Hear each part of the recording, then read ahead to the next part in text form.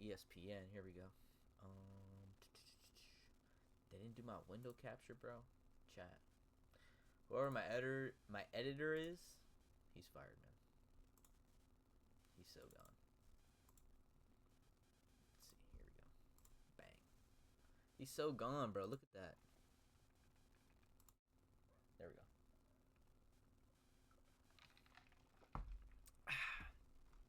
So the NBA, man. Let's get into the playoffs, and then we'll move into the actual breaking news that came down with the NBA draft lottery odds. How are we looking on on Twitter over here? We might need to zoom out of this a little bit here. Hold on, guys.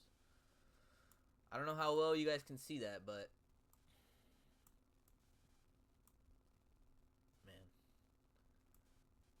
let's see. We're gonna do the West first, so I'll zoom in for you guys here.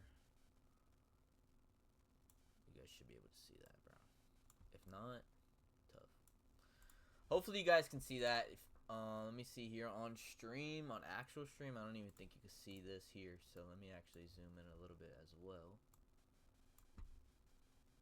Okay, it's not letting me zoom in. Okay, so I actually would appreciate it if you let me zoom in. There we go. There we go. Okay. We're gonna keep myself in the corner there. And I think we should be good. You guys should be able to see that right now. And here we go. All right, that's perfect. Sorry for the delay, guys. So my editor was supposed to set this up before the stream, and he obviously didn't. So we're going to fire him later. We'll have a conversation with him. But here we go, man. So the first round that we have here, OKC versus the Phoenix Suns, man. A 4-0 sweep for the reigning NBA champions. Took down Dylan Brooks, Devin Booker in 4 games, and they will advance to round 2. Pretty simple stuff, man. Nothing too crazy went on. That was expected for the Thunder, the defending champs, to kind of run through the Phoenix Suns, and that's exactly what they did. I mean, they literally 4-0'd them. There's no better way to show how dominant you are with the sweep. Not a gentleman's sweep, a real sweep. And obviously, you guys can see who they play next. The winner of the series between the Lakers and the Rockets. Currently the 4th and the 5th seed in the West, fighting it out. They do have Game 5 tonight, because this episode is recorded on April 29th. So they do have a game tonight, Game 5 at 10 p.m., guys. Make sure you guys are tuning in. I think LeBron is going to close the series out, as you guys can tell, with the jersey. Yes, sir. Hold on. Twitter can't see it. Hold on. Bang! Yes, sir, the land. You already know. I got the Cavs jersey. Got to represent my boy. And then we got the Kobe shirt underneath. Hold on. Oh, wait, no. This is just another LeBron shirt. You are my sunshine. Yeah, W gift from my brother, by the way.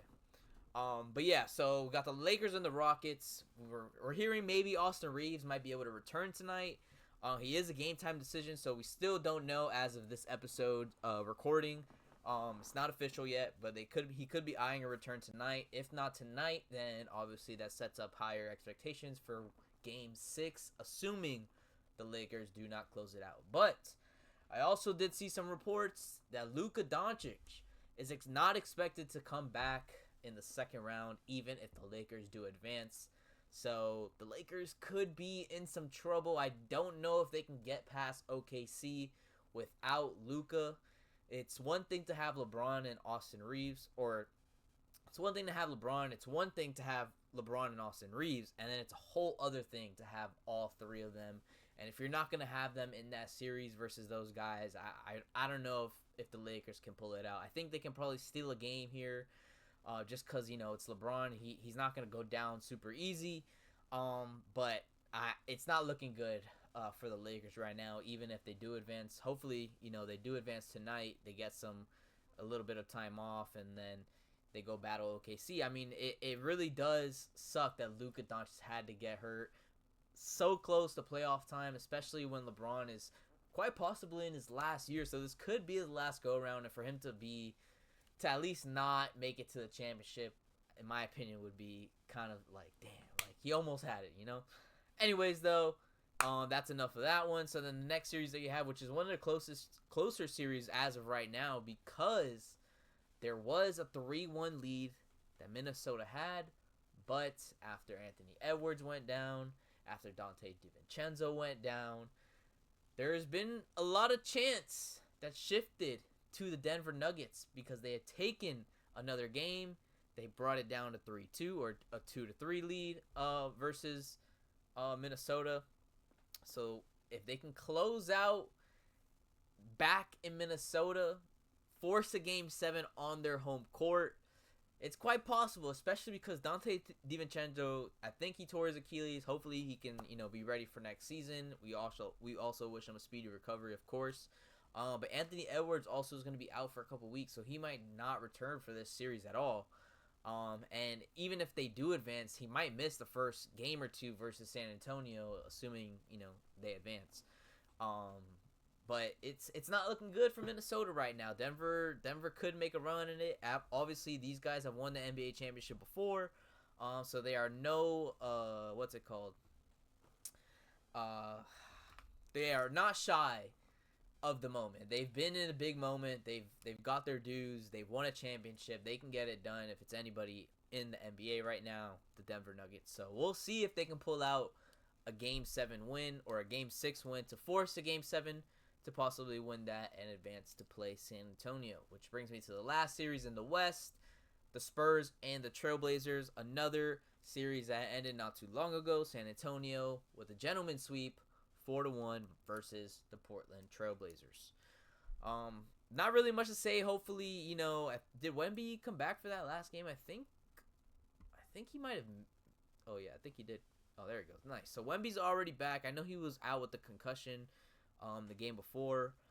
I wasn't sure if he came back yet because honestly, I didn't watch the last the closeout game for this, but he did play 34 minutes, played regular minutes, man. So, he's gonna have some rest now because he still has to wait for the Minnesota series. What happened to? Oh, there, it just opened a new tab because they still have to wait for the Minnesota series to finish. So he's gonna have some time off for a couple days. So hopefully he'll be right for the next round. And now moving on to the East. Let me shift up here for my Twitter people. I think you guys should see that fine. If anything, I can zoom in a little bit. Hold on. There you go. All right. And then we have the East. We have Orlando leading the Detroit Pistons, the number 1 seeded Detroit Pistons. And I don't remember if I said this on stream or maybe I tweeted it. Or maybe I just texted it to someone to one of my friends that we were talking ball. But I said the Pistons, man, as good as they have been all season, playoff time is a different breed. If you don't have the experience, it's gonna be a mission, man. No matter what seed you end up placing in, and I think that's what's going on right now in Detroit. It's the moment's too big right now, especially now you're down 3-1. Heading into Game 5, it's not a good look for the number 1 seed. However, I do think Detroit can still push back on Orlando because like I said, they're the number 1 seed for a reason. I mean, Cade Cunningham, Jalen Duren. I mean, let's not count these guys out just because they're down 3-1. We know the odds are very slim, but we've seen teams do it before. I do think Detroit can definitely win one more. I don't know if personally I don't see them coming back, but I do think they'll win another game to at least force a Game 6, and we'll see from there, man. That's a good series to watch. It's been very back and forth. Despite the record of the series, it's been a very back and forth series, so it's definitely a good watch. Another close one has been the Cavaliers and the Raptors, guys. I mean, the Raptors haven't won a game in Cleveland in 9 games that they faced in Cleveland. So the last 9 playoff games that the Raptors played in Cleveland, they lost every single time. So it's going to be a tough one heading into Game 5. I believe they go back to Cleveland. Yeah, so their next game's in Cleveland. I don't know. I think Cleveland could pull this one out. I think they'll probably win the next 2 games. I don't think this one goes 7, though. And they're going to play, obviously, the winner of the Pistons and Magic series, as you guys can see in the playoff bracket. The next series, the Knicks and the Hawks, a couple of games have been decided by 2 or less points between this series. So this series has been back and forth. Obviously, they have the rivalry back when Trae Young was on the Hawks, and they still chant that they hate Trae Young at the Knicks games at Madison Square Garden. It's insane, but he doesn't even play for them anymore, which is also insane. But hey, whatever. So the Knicks, obviously, they lead 3-2. They can close out this next game. Obviously, they'll advance, and they'll play the winner of the Boston Celtics and Philadelphia 76ers series. I expect Boston to handle their own. They'll win in Game 6. They'll win the next one, and they'll be ready to face the Knicks. I do believe the Knicks will win that playoff series. Do they play tonight? No, they play tomorrow. So we'll find out tomorrow if they can win.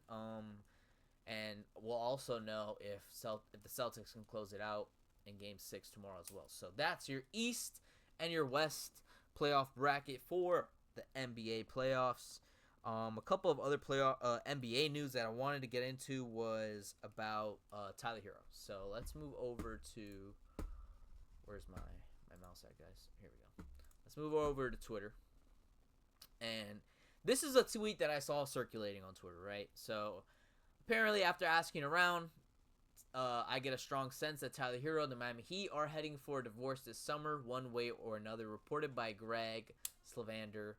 This was oh, actually, hold on. You guys can't even see it on, hold on.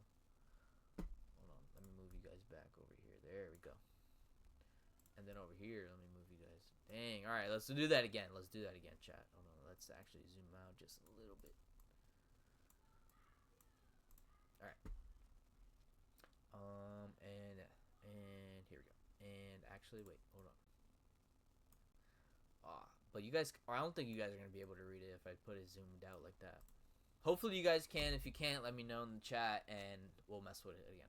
But anyways, back to the NBA news that I wanted to talk about. This was circulating for the Miami Heat. Greg Slavander reported that after asking around, he gets a strong sense that Tyler Herro and the Miami Heat are heading for a divorce this summer, one way or another. Now, if you know me, you know I haven't been too high on this Miami Heat team for the last couple years, especially this last team with Norman Powell, Tyler Herro, and the rest of those guys. I've said over and over again, Tyler Herro and Norman Powell are literally just the same player. Norman Powell is just 32. He's just older. All right, he's seasoned. He's a seasoned veteran. Tyler Herro obviously has been in the league for quite some time, but he hasn't been able to play a full season in also quite some time, which I think has been a factor with him and the tension between the Miami Heat this entire time. I mean, he played 30 something games of the 82 this season. Like, if you the best trait to have for the Miami Heat is availability. If you're available to play, you're going to play, because aside from availability, the best thing and the only thing the Miami Heat care about is playing defense, man. If you can play defense, you can be faster than another guy. You can die for that loose ball. If you can play defense, you are welcomed in the Heat culture. Tyler Herro does not. I'm not going to say he's not a good defender, because I don't want to. Obviously, he's a better defender than me. Who am I to say he's a bad defender? But let's be honest. He's not the best defender that we've seen in a Miami Heat uniform. Norman Powell is also not a good defender that we've seen in a Miami Heat uniform. And I think that's been the problem as far as defense goes for the Miami Heat. Bam can't do everything by himself. Other guys have to step up. We have Davion Mitchell, who obviously is a premier defensive guard in this league. Andrew Wiggins, a premier defensive forward in this league. We have guys that can defend, but we need it on every single position on the court. And we are lacking in our backcourt with, aside from Davion Mitchell, of course, with Tyler Herro and Norman Powell in the game, right? So I personally think the best thing to do is to just get rid of both of them. Get rid of Norman Powell and Tyler Herro. For why? My thing is this. If you get rid of Tyler Herro, you better not do it so you can keep Norman Powell. Because Norman Powell is 32. He's older. He might be a little bit cheaper, but for that, if we're going to have one of those guys, I'd rather just keep Herro. When he is healthy, when he is at 100%, the man can score the ball, man. He can shoot that thing. Norman Powell, I don't believe he's a second option on an NBA contender. I don't really think he's that good of a third option, if I'm being completely honest, bro. That's just me. I really think that, he can do wonders if he was on the Nuggets, for example. I think they would easily win an NBA championship if they had Norman Powell, but I just don't think the Heat are in a position where they need to overpay for guys that aren't going to move the needle for them. Norman Powell does not move the needle for the Miami Heat. He might move the needle for a couple of other playoff NBA contenders already, but not for the Miami Heat. And Tyler Herro, again, same type of player, same type of offensive style. It's just not working out. It hasn't worked out for the last couple years. It's been rumored that he's wanted out. It's been rumored that the Heat wanted to trade him. It's been rumored he was going to be in a Giannis trade. Like, it's already been reported for countless and countless times he was on the way out. And maybe now finally we'll get a resolution to it all. Maybe he does end up getting traded. Maybe he does end up getting cut and we don't extend him longer than he already has. And hopefully Miami he can do the right thing. I would just hate for them to get rid of Tyler Herro just to re-sign Norman Powell. Because then it's like, dude, we're in the same exact boat. We're sick and tired of being a play-in team. It's time to step up. We have high expectations for the Miami Heat, obviously, with the culture that they've put in and the amount of times that they've been a winning team, and the last couple years have just been terrible. We know Pat Riley had his press conference not too long ago where he talked about wanting to add stars on the team for Bam Adebayo, and that he knows that he needs to make a splash at an elite type of player, and he said that he's going to work on it. But hey, I've heard that before. So we'll see if Pat Riley really does come through on his word as the NBA season ends and we head into the offseason.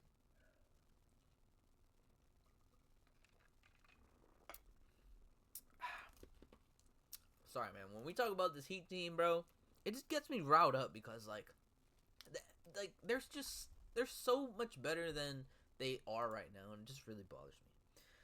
And then the last thing regarding the NBA, the new proposed NBA draft lottery odds. So let me... I think I liked it better when we clicked on it. Let me just edit this here so you guys can see. Bang. And then you guys here. Bang. All right. It's not too bad right there. Hopefully you guys can see it on Twitter. Guys, Twitter, if you guys are frying me on the Twitter chat, bro, I'm sorry if it looks terrible. Just hop in the Twitch stream. Regardless, I don't make money whichever way you watch it, but you could probably see it better on Twitch. So, anyway, so this is the current odds that were in place prior to the NBA rule change. So it's giving you both sides of how it looks. So the current odds were the top 3 worst teams. They all have a 14% chance to get a top pick, and then as you know, least worse you get, your odds are obviously less, right? So this was the current one. This is a new proposed one. So the 3 worst teams have a less chance to get the first overall pick than the 4 through 10. What? In what world does that make sense, man? In what world does that type of odds make sense? And then obviously you have 11 through 14 with 5%. And then the 7 through 8 play-in loser at 2.7. That's insane. That is actually insane. So I'm not sure what it is the NBA is trying to do here. I do like that they're at least trying to get rid of the tanking type thing. Problem that the NBA has right now. We've noticed this several times with several NBA teams throughout the season that were tanking, sitting their best players so that obviously they can throw the game.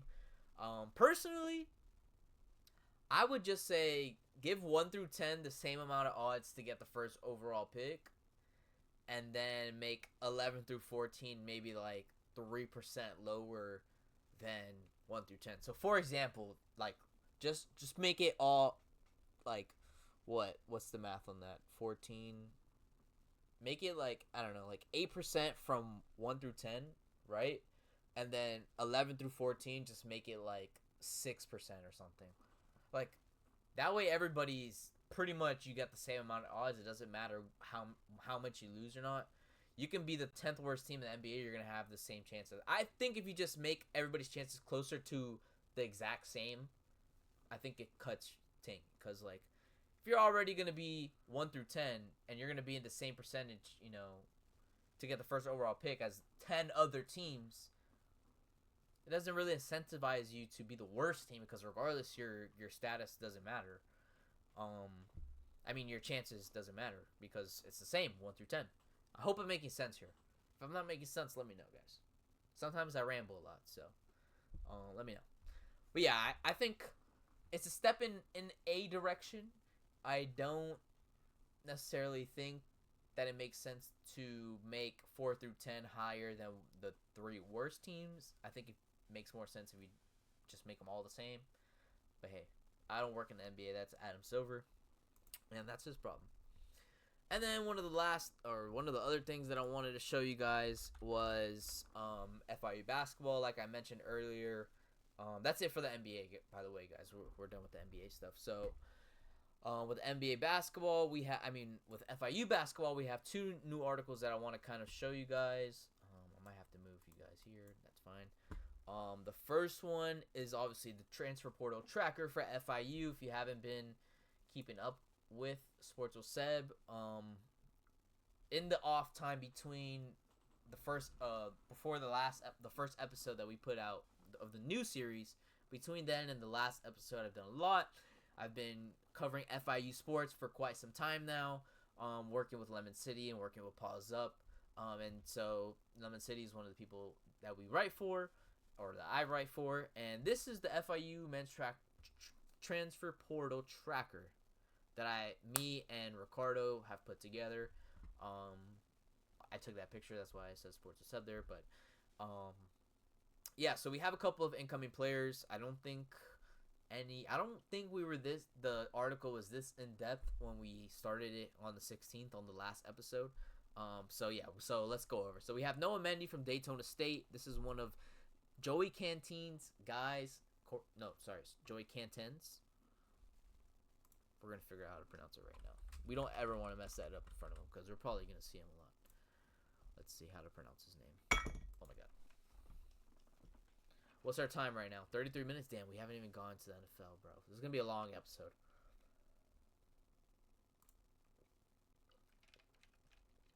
Oh, it doesn't tell me how to pronounce his name. Cool. All good. Coach Joey, it's Coach Joey. So obviously, let me fix you guys over here on Twitter. Sorry, Twitter, you're going to have it cut off, bro. There's no way. It's either that or you just aren't going to be able to read it at all. So we have Noah Mendy from Daytona State. If you guys don't know, FIU has a new head coach, Joey Cantins. Coach Joey used to coach at Daytona State, and we've seen that he's bringing some of his talent over here. He's brought some of his coaching staff, which we'll see in another article shortly, and he's brought 2 of his players. So Noah Mendy is the first one that he's brought over. He was a sixth best JUCO transfer portal prospect available, and he has committed to FIU for the next season. And let's see, the other guy that we had, no, this is not him. Trey Beamer. CJ Hall, he was the other Daytona State player that has committed to FIU. Obviously, you guys can see here a little bit more on him. He was average 8.5 points per game. He shot 43% from the floor and 33% from behind the arc. He appeared in all 35 games for the Falcons last season. And I'm thinking, this was my take on it, he has some familiarity with the coaching staff, obviously the head coach especially. And with FIU's roster basically depleted after this last season, there's a lot of spots available, obviously, in the starting lineup. So I think CJ Hall might be able to make his way into that starting lineup. I don't know if they are going to go, with Trey Beamer and then CJ Hall, but I think, if I'm not mistaken, Noah Mendy, I believe is he a forward or is he shooting guard? He's 6'6", so he might just be a small forward, but personally, he might just be a shooting guard. It doesn't say here. I don't know, but the man can hoop, obviously, as you guys can see. He's 17 points per game, 5.6 rebounds, almost 2 assists, 48% from the floor, 32% from behind the arc. Jesus, man, I can't talk today, bro. Every time I get on stream, I just get a little nervous around you guys, bro. My bad. But yeah, so he started the last 2 years, I think, over there with Daytona State. So we'll see how it goes over here with FIU. Like I said, a lot of spots to fill. Another transfer that we got was Andres Holtz. He's 7-foot power forward. He's from Oklahoma University. he is going to head to the 305. He did not play for the Sooners last season, though, so he will be making his collegiate debut, I imagine, this season with FIU. Again, a lot of roster spots are open. I'm sure he'll find some time to come in, probably in the bench rotation, right? Let's see. And there was one more, Trey Beamer, the freshman. This is our FIU's highest recruit in FIU basketball history. He's a 4-star recruit. He's 6'1". He's from Bradenton. He used to play at IMG. And yeah, man, this guy, 6'1"? He's 6'1", the 93 ranked player from the 2026 class. And I mean, from what I've seen on his stats in IMG, the man can't score the basketball. Let me tell you, he can score the basketball. So this is going to be very interesting for FIU. Again, he's a freshman, so I don't know if Joey's going to want to throw him in the fire and have him starter day one. But like I said, there's a lot of spots available. And he's going to be able to have the ball in his hands for basically day one. Like the article says, he's going to have the ball in his hands from day one. And that's more of the reason why he committed to FIU, because of the availability of the FIU play time, bro. Can't talk, man. This is why sometimes I write a script. What time are we at? 37 minutes now, bro. It's okay. We'll speed run through the NFL. I think we'll be all right. And then you have a couple of the outgoing players: Eric Dabami, Ashton Williamson. Obviously, these are not new. They have been on here for quite some time. So that is gonna wrap up the basketball portion of our episode today. I really want to keep this episode within an hour, and I can't believe that we ended up doing more basketball than NFL, because I talked about wanting to do a football episode today. But hey, maybe we'll run longer than an hour. Maybe we'll do an hour and a half. We'll see how we get through it. But right now, we're moving to the NFL, man. We had the NFL draft not that long ago. And I want to talk about, obviously, the Miami Dolphins, because that's my team. That's the team I've been watching for several years. So I'm very comfortable covering that team and talking about the Miami Dolphins. So let's adjust here so you guys can see. I don't think you guys can see here on Twitter. One of the guys that we mentioned, was Caden Proctor. Is that how I spell his name? Okay. Oh, wow.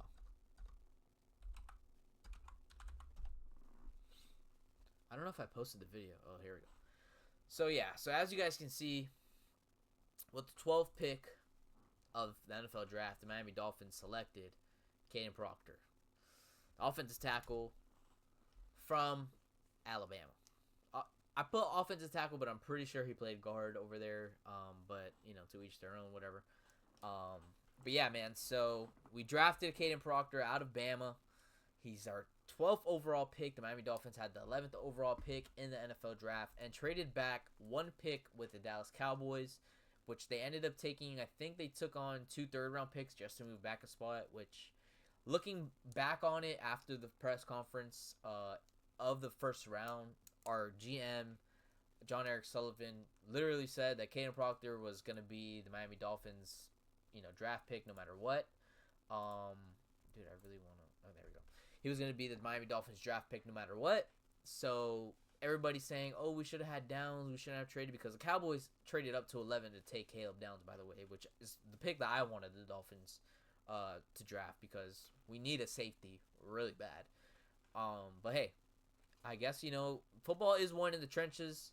That's a common thing that everybody says. I honestly do believe that too. So I wasn't too upset with the pick, especially now that knowing all the homework that Miami Dolphins did on Caden Proctor. They talked to a lot of the Alabama coaching staff about his weight, because obviously there was a couple of weight issue things going around with him among the draft scouting reports and stuff like that. And they said that they're not worried about it. They said they know that they'll get him right, basically, and they're excited to bring him on. They're going to play him at left guard, so that means our rookie from last year, I don't know how to pronounce his name, but I wrote it down. Let me see. I'll give it a try, though. Where the hell? Oh, Savania. The left guard that we had last season that, a lot of people took a dump on and weren't really a fan of.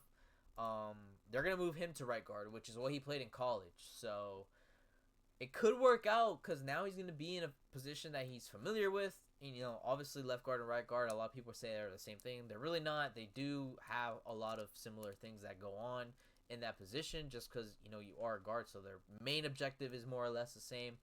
But the right guard position is where he played in college, so he's gonna move there. And Caden Proctor will be playing left guard for the Miami Dolphins, protecting Malik Willis's blind side.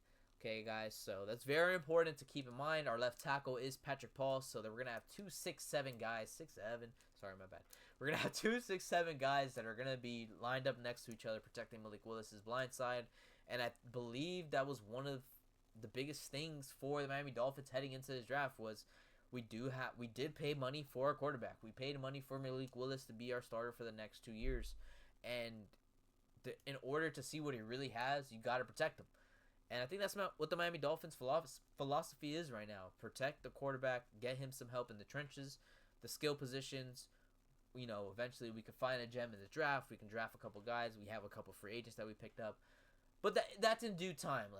You need to solidify a foundation, and it's one in the offensive line. It's one on the D-line. It's one in the trenches. And the Miami Dolphins, I honestly think that they hit a spot-on pick there. He runs a 5'2", 40-yard dash, which I think is pretty good for an offensive lineman. He can play guard and tackle on either side. Again, they did say that he will be playing left guard heading into the season. So I'm excited, man. He was first-team All-SEC player, so I'm excited to see him work as the Miami Dolphins. And the other draft pick that we got, we got a couple of draft picks now that the draft is actually over. Oh, I thought my mouse died. Now that the draft is actually over. But the other draft pick that we have was Chris Johnson, the cornerback from San Diego State. Where's the video one that we had? Oh, here we go. Well, actually, this is the draft, the one that I hate that Twitter does that with the picture, but hey, whatever. Are you gonna scroll for me? Okay, I guess not. So with the 27th pick in the NFL draft, the Miami Dolphins selected DB Chris Johnson out of San Diego State. Here's my thing with this pick. I'm not upset that we necessarily drafted Chris Johnson. I do think that we didn't need to trade up to pick number 27 to draft Chris Johnson. I do think he would have been there at pick number 30. But the Dolphins felt good about him. They did their homework. Obviously, they are going to do the most homework on these guys than any us fans or analysts will. So they know something we don't. I'm excited to see him play.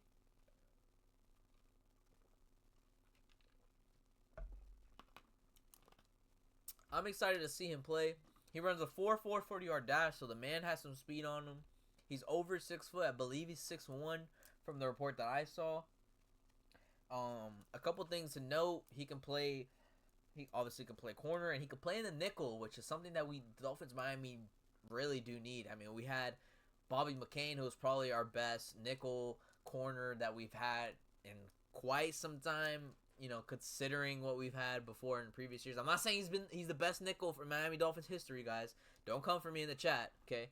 I'm just saying, we haven't had a really good nickel. I wouldn't say really good because he wasn't really good at that position, but he was the better of what we've had in the last couple years. And it's been a while since he's been a Miami Dolphin, guys. It's been a while. And he also did move to safety at one point for us, which, again, not the best. But Miami Dolphins secondary really hasn't been super crazy in the last couple years. So, nonetheless, he can tackle. He can play the corner. He can play the nickel position.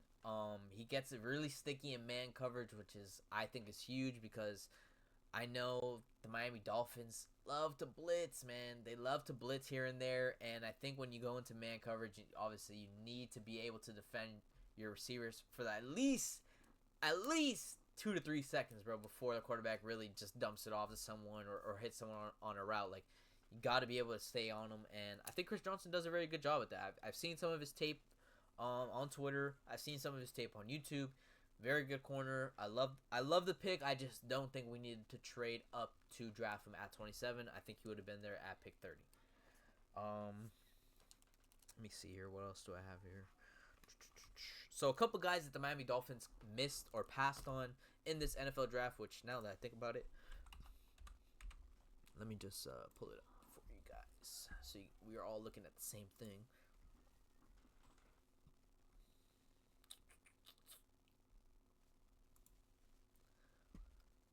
Is he gonna let me do it? Like, oh, beautiful. There we go. Bam. Let me make this a little. I think you guys should see it. You guys should be able to see that fine. And then Twitter, you guys should be able to see that fine. Okay. All right. So obviously we talked about Caden Proctor. We talked about Chris Johnson, and this is the rest of the draft class for the Miami Dolphins. Can you guys see everybody? I think. There you go. Now you guys can see everybody. So this is the full draft class for the Miami Dolphins for 2026. A couple of other guys that I like too. Jacob Rodriguez obviously has been talked about a lot. He's from Texas Tech. They have, I don't know what it is with Texas Tech, but their linebackers being really good in a Miami Dolphins uniform is a common trend. If you don't know, a couple of guys to name: Zach Thomas, obviously a Dolphins legend, a Hall of Famer, and also a current Miami Dolphins linebacker, Jordan Brooks, who's having a really good career with the Miami Dolphins, obviously leading the team in tackles for several years now. And obviously now you add Jacob Rodriguez, who has been really good in college. The Miami Dolphins felt really good about him in the second round. Took him with the 11th pick in the second round. So we'll see how it goes with Texas Tech linebackers. Like I said, good track record as a Dolphin. I'm excited to see Jacob play. And yeah, so there's a couple of other guys here. We got Caleb Douglas. We got a tight end from Ohio State. We got a couple of receivers in this draft. I believe Caleb Douglas, though, was our tallest receiver. I believe he was 6'3". Oops, that's not Caleb Douglas. No. Yeah, there we go. Caleb Douglas, 6'3", out of Texas Tech. Again, another Texas Tech player that we drafted. We drafted a couple guys from Texas, if you guys didn't notice. I believe it's, 6 guys? 1, 2, 3, 4, 5. 5 guys out of Texas, so Miami's doing their homework, man. They're doing their homework. So you got Caleb Douglas, 6'3", a receiver that we took in the 3rd round. You guys can see the draft analysts right there. You know, he's a second team All Big 12 in 2025. Oh, what the hell just happened? Just refreshed my page, bro. Are you kidding me? Are you kidding me right now? What are we doing? What are we doing, ESPN? Anyways, so again, 6'3". This is probably our biggest receiver that we have on roster right now, which is one of the biggest things that Miami Dolphins needed. We needed size at the receiver position. You get rid, obviously, of, you know, a lot of your guys between last season and now. You need to add some size. We were running with Jalen Waddle, Tyreek Hill, and, you know, at one point we had Jakeem Grant. Like, we're known for having short receivers on our team. It's finally about time that we added some size to our roster. So I imagine Caleb Douglas, you know, assuming he has a good training camp, I expect them to, you know, be at least in the rotation of receivers at some point for the Miami Dolphins this season. Again, our skill positions right now, I would say, is up for battle, and 1 through 5 or 1 through 6, however far the NFL depth chart goes officially on game days. And I do think he has a chance to make the roster. I know that the GM, John Eric Sullivan, has made it known that he is a fan of Malik Washington. So I do expect Malik Washington to be at least a 1 or a number 2 for the Miami Dolphins. And we'll look at the receiver depth chart in a little bit. But yeah, so a couple of other guys that we have here. Trey Moore, which is a guy that I wanted, an edge rusher. The Miami Dolphins needed an edge rusher so bad after we got rid of Jalen Phillips. The last, you know, trade deadline or whatever, we traded him. So it was nice to see that we ended up getting an edge at some point in this draft, because I think that was something that the Miami Dolphins lacked. Another guy that I liked was Kyle Lewis, another linebacker. He's from Pittsburgh, though. Pittsburgh University. He had another really good season. But you see it there. It looks like he played, like, he's built like a safety. This guy is going to be very, very useful in our nickel packages. And I saw, obviously, you know, John Eric Sullivan, you know, former Packer staff personnel guy. And if you aren't familiar with the name, what's his name? It starts with a J. I don't want to butcher it. It's something Ballard. I think it's Javon. There you go, Javon Ballard. So comparisons to Javon Ballard, if you guys don't know, Javon Bullard plays for the Green Bay Packers. That's why the Miami Dolphins staff liked him. They saw similar, athletic ability, similar builds to Ballard, and that's why Cal Lewis is a Miami Dolphin right now. They're going to use him the same exact way that they use Ballard in Green Bay. They're going to move around the nickel spot. You might see him, come off the edge at linebacker. You might see him drop back into coverage. So it's going to be very nice. I know Kyle Lewis has also said that he prides himself on 1v1s. He prides himself in being able to defend and pass coverage, being able to, come around and go face-to-face with a running back right in his face and make sure he gets that one-on-one tackle. So he's not a guy that's going to be, taking missed tackles or missed opportunities very lightly. He's a very, very good player, and I'm very excited to see Kyle Lewis. Hopefully, he can get some playing time, too, at the linebacker spot, which I felt like is another... honestly, if you guys watch the Miami Dolphins, majority of the roster is literally our biggest need as a Miami Dolphin. Like, you need every position. You need a quarterback at some point because Malik Willis is not going to be your answer for a franchise. Aside from running back, where you have, obviously, the Pro Bowler, I feel like the All-NFL team, All-Pro NFL player, Devon Achane. Okay, the best running back in the freaking NFL. All right, hold on. Maybe not the best. I might have gotten ahead of myself. My Miami Dolphins bias might have came out just a little bit. Maybe not the best, but obviously, like I said, an all-pro guy.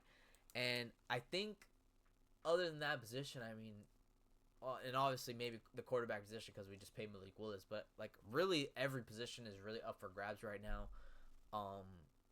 And I think a lot of these guys can make a difference if they make the final roster. So you guys see the rest of these guys, but I'm going to give you guys a couple of names that I felt the Miami Dolphins passed on and they could have gotten but didn't. So I definitely didn't like that the Miami Dolphins only drafted one cornerback, right? That's my other thing because I think one of the biggest things that we needed on defense, aside from an edge rusher, was a defensive back. We needed a corner. We needed several corners, okay? After last season, it was abysmal. I've never seen a quarterback rotation so bad before. But we needed a cornerback. We only drafted one. I would have liked to see the Miami Dolphins get a local Miami player. He played for Keontae Scott. I would have loved to see the Miami Dolphins, grab him at some point. He ended up staying in Florida, so he is going to be a Tampa Bay Buccaneer. Or another Florida guy that used to play at FIU was Hezekiah Masses. He's low-key one of the back round type of guys, maybe a 5th round, 6th round kind of guy. But the Miami Dolphins had, obviously, every opportunity to draft him. They didn't. I felt like he could have made a difference on the Miami Dolphins roster too. And there was another guy here that I wanted. Another position that I did want to see was the linebacker position, which obviously, again, another position that we need. The Miami Dolphins need every position, but I would have liked to see the Miami Dolphins get Anthony Hill Jr. out of Texas, another Texas player. But yeah, I would have liked to see him end up on the Miami Dolphins roster, but he ended up going to the Tennessee Titans. So Miami Dolphins missed out on him. And yeah, and a personal one, I would have loved to see the Miami Dolphins draft Eli Stowers out of Vanderbilt, just because if you guys don't know, I do obviously root for FIU because that's my alumni school. I graduated from there. I cover them all the time. But aside from that, I am a Vanderbilt fan. So I would have liked to see the Miami Dolphins draft Eli Stowers, but he ended up going to the Philadelphia Eagles, which honestly is going to be a good fit because I'm pretty sure the Eagles are going to move on from Godert, however you pronounce his last name. Pretty sure they're going to move away from him at some point, probably after his contract's over. So a good backup to have. Eli Stowers, throw him in a rotation with Jalen Hurts, Devontae Smith. I don't know about A.J. Brown because, that whole situation over there. But yeah, I just think that whole offense is in for a treat with Eli Stowers, and I wish the Miami Dolphins would have locked in with him. Let's see, what else do we have here? Obviously, another guy, Ruben Bain, a player last season. He ended up also staying in Florida. He will join Keontae Scott on the Tampa Bay Buccaneers. The Miami Dolphins did pass on him at pick number 12, and he ended up being a Buccaneer. Let me see here. Anything else that I wanted to point out? Yeah, I liked also the safety that we picked up, Michael Taffy. I know Omar Kelly, low-key, is not I don't know if he's too fond of Michael Taffy. I think he has to see him in camp for a little bit, see what he's about before he can really make a good judgment call on him. But personally, I like the pick. I mean, I would have liked someone a little bit bigger. I like DBs over 6 foot or at 6 foot at minimum. That's I'm a nobody. That's just me. Personally, just watching the other teams playing, obviously, video games. One of the biggest things that I would say is making sure your DB can line up with the receiver. And receivers now, I mean, obviously you have your short guys, but most of them are 6 foot and up. So I like to match up with the receivers that are in front of me. So I like guys over 6 foot personally, but I mean Michael Taffy can get it done, man. He's a 5th round pick for us again out of Texas. And yeah, I know Kevin Coleman was he the one that was coming off an ACL tear? No, or was it Chris Bell? Yeah, so Chris Bell, 6'1" receiver, coming off an ACL tear. We did need some speed on our team now. Obviously, with Tyreek Hill gone, Jalen Waddle gone, so I wasn't too upset at this pick. It is a 3rd round pick. I would have liked to have seen us maybe get someone else. I do think Chris Bell could have fell to another round. But again, who am I? To each their own. But yeah, I did like the rest of these Dolphins picks. So I would give us a B+ on our draft. I would have given us an A if we ended up drafting another cornerback at some point. I didn't think we needed to draft 2 tight ends. I think we honestly could have drafted a quarterback too at maybe here. Personally, I would have liked Taylor Green, right? I think that was a quarterback that I wrote down here. Hold on, let me see. Yeah, Taylor Green. I would have loved to see Taylor Green. That guy's literally built like Cam Newton. Like, come on. How do you pass on him? The Cleveland Browns ended up selecting him, which I thought was kind of crazy considering they have Gabriel, Watson, and Shador. They're not going to hold 4 quarterbacks on a roster at the start of the NFL season. So I expect Taylor Green to get cut or move to the practice squad. I'm hoping the Dolphins, do some homework and maybe they pick him up. Because the only quarterbacks that the Dolphins have right now is Quinn Ewers and obviously Malik Willis. I think the Miami Dolphins did pick up an undrafted quarterback. I believe he played at South Dakota State for 4 years, and then he transferred to Iowa in his last year. Do I have his name written down here? I think I do.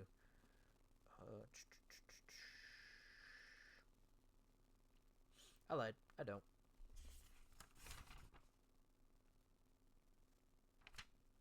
I thought I did. All good. No homework, bro. Who pays me, bro? Who pays me, bro? I'm so unprepared. We could just go to their team. I'm pretty sure it'll show up there. But yeah, so the Dolphins did pick up a quarterback, though. Maybe, hopefully it's updated here. Mark Gronkowski. Oh, no, Gronowski. He's from Iowa, obviously, like I just said. He's our other quarterback. I also saw that we picked up Cam Miller. Okay. North Dakota State. So we got some Dakota boys on our roster now. For next season. Oh, I didn't even see that we picked up Donovan Edwards. I'm not upset at that. When he was at Michigan, he was a pretty good I mean, he's a freaking NCAA cover athlete, bro. Yeah, man. I mean, our receiver core, look at this. Abysmal. Tutu Atwell, aside from our guys that we drafted, right? Tutu Atwell, AJ Henning, like, what are we doing, bro? Jalen Tolbert, what are we doing? And look at all these tight ends. 1, 2, 3, 4, 5, 6, 7. Like, 7 tight ends, bro. We didn't need to draft 2 of them, bro, honestly. We could have drafted a quarterback. Taylor Green would have been phenomenal. But yeah, and another guy that I wanted, Malachi Fields, he ended up going to the Giants, which, by the way, I have to say, I think the Giants had one of the best drafts out of all the NFL teams this past season. I think I wrote down their picks. Well, we could also pull it up on here. But yeah, I thought they nailed their first 4 picks at the very least. Like, I think they had a really good draft. I would give them an A. I would have given them an A+, but they only had so many picks. But I'd give them an A, man. They had a really good draft. They obviously had the 5th pick.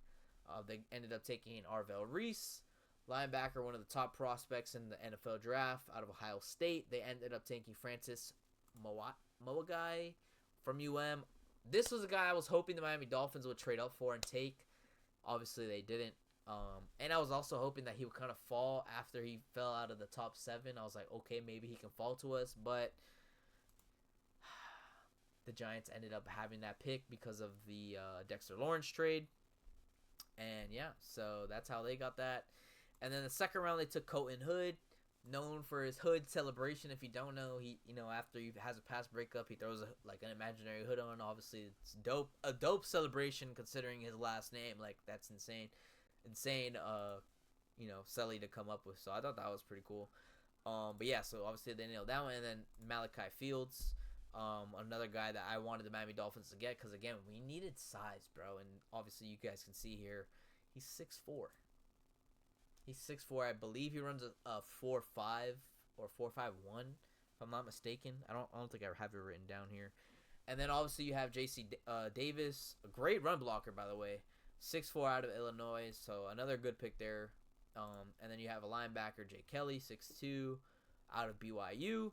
And then you have Bobby Jamison Travis, a DT. Obviously, you need some depth now on the defensive line position with considering the trade. And now Kayvon Thibodeau is also reportedly, wanting a trade, and so I imagine a trade for him is probably going to be on the way pretty soon.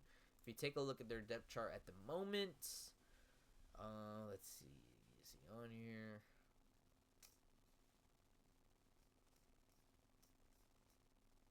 No, I don't even see him on here. Oh, here you go. Kayvon Thibodeau, you see him right there. So he's obviously could be on his way out as well. Considering, that there's a rumor that he wants to be traded. So we'll see what ends up happening in New York. But yeah, man, I think they hit it on every spot for the NFL draft that passed. So I'd give them an A.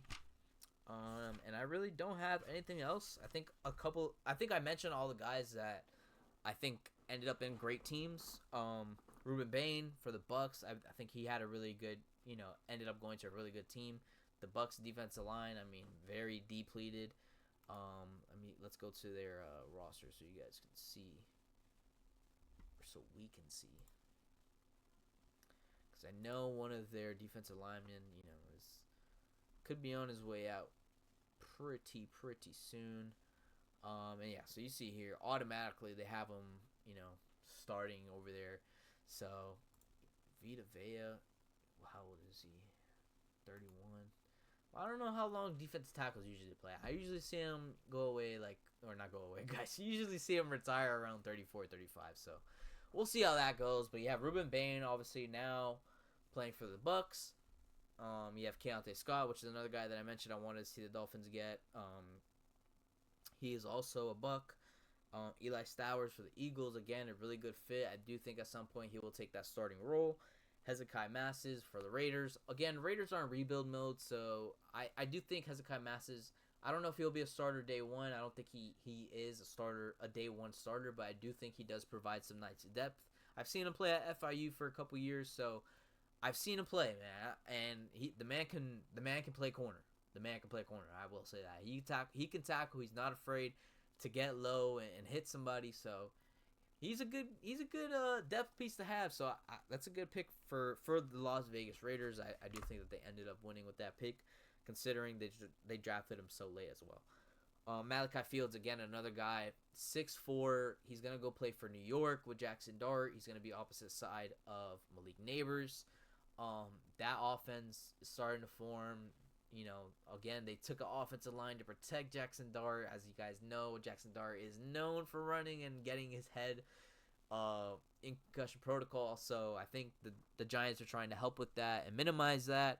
And I think they ended up doing a really good job drafting Francis. And now, obviously, you give Jackson Dart another weapon, Malachi Fields. And then the last guy that I mentioned a little bit earlier that I wanted to see the Miami Dolphins get, Anthony Hill Jr. He is on the Tennessee Titans now. Another team that's heading into a rebuild mode. But I do think Anthony Hill can be a starter right away. Again, I'm not too familiar with the depth chart on the Titans, so maybe I'm just yapping. But I don't see why he wouldn't be. Anthony Hill Jr., Cody Barton. Come on, who is that guy? Respectfully. Anthony Hill Jr. could find his way to be a middle linebacker starter for the Tennessee Titans, but we'll see, man. I mean, everything's up for grabs. You still got to go through preseason. You still have to go through training camp. Guys can get hurt here and there. Hopefully, we don't want to wish down on anybody, but, it is what it is. And I think that might wrap up our episode today, guys. What do we think, man? How do we do today? What is it, an hour? An hour's not too bad. That's usually how long it goes. Anything else that we wanted to talk about? I think the NBA games are starting now pretty soon, if they're not already. Do we have a score update? Oh, well, there you go. Orlando and Detroit are about to be live. Toronto and Cleveland are going to tip off soon in a couple minutes. And then you have the Lakers at 10 o'clock. So, make sure you guys stay tuned on that. Oh, full cam, and my camera is not there. We do not need a D's. All right, man. I mean, there you guys have it. That's episode 4. I know I promised more basketball. I mean, more football than basketball in this episode. I think we probably hit it right in the middle. So, everybody got a good taste of some basketball. Everybody got a good taste of some football, FIU news, NBA news, NFL news, FIU football news. So, yeah, I think that's going to wrap up episode 4. Let me know if you guys have anything you guys want to talk about in episode 5. If you guys have a new segment you want me to try out, whatever the case is, man. If you have any questions, let me know. Feel free to DM me. My DMs are always open for questions and conversations and debates. Just let me know. You guys can also slide in the Discord. I do have a Discord. We're not too active right now just because, I'm trying to build up the community. But if you guys want to join in, you guys let me know. Drop me a DM. Find me on Instagram, Twitter, Twitch, TikTok, @Sportswithseb, as you guys know. Let me adjust my Twitter camera a little bit. And, yeah, we're going to catch you guys on episode 5. So what's today? The 29th. I want to say maybe we'll do an episode May 13th. I think we'll see you guys again. If anything major happens where it's worthy coming on next week, you'll see me next week. But until then, have a happy April. And I'll see you guys in episode 5 of Sports with Seb. Catch you guys in the next one.